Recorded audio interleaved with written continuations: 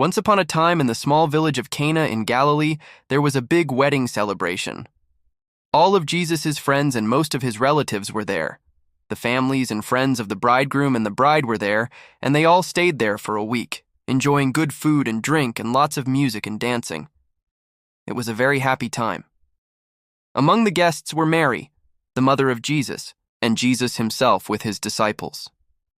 Everything was going well until the feast began. During the feast, the host noticed that the supply of wine was running out. In those days, serving wine was an important part of the celebration. It was not just a drink, but a symbol of joy and hospitality.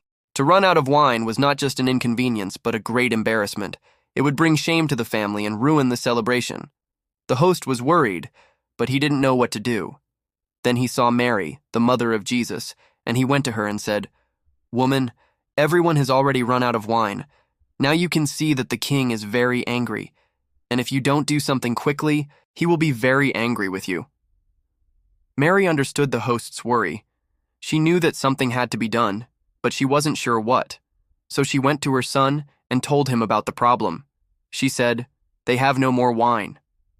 Jesus replied, "Dear woman, why do you involve me in your family's problems? My hour has not yet come." In other words, Jesus told her that it wasn't time for him to perform miracles yet.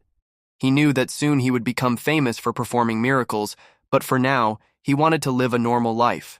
Mary knew that Jesus could solve the problem, but he didn't want to. So she didn't argue with him. Instead, she went back to the servants and told them what to do. She said, "Do whatever he tells you." Then Jesus went over to where the servants were and told them to fill up 6 large stone jars with water. These jars were used for ceremonial washing, and each one could hold about 20 to 30 gallons of water. The servants were surprised by Jesus' request, but they filled up the jars with water to the very brim. Then Jesus told them, "Now draw some out and take it to the master of the banquet." The servants took the water to the master of the banquet, and he had no idea that it was water. He thought it was wine. He tasted it and was astonished. He didn't know where it had come from, but the servants knew.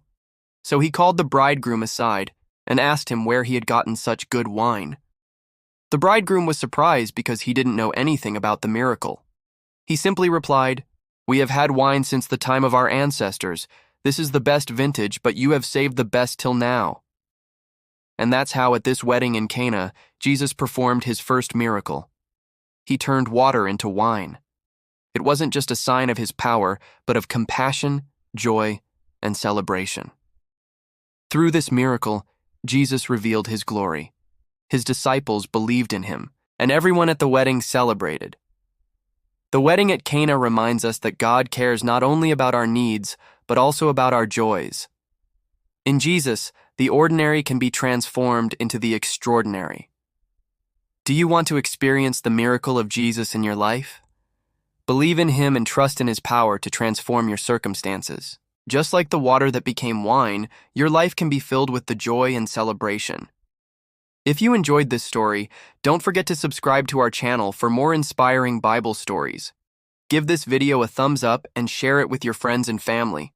You can also leave a comment below with your thoughts or suggestions for future videos, and we'll see you in the next video.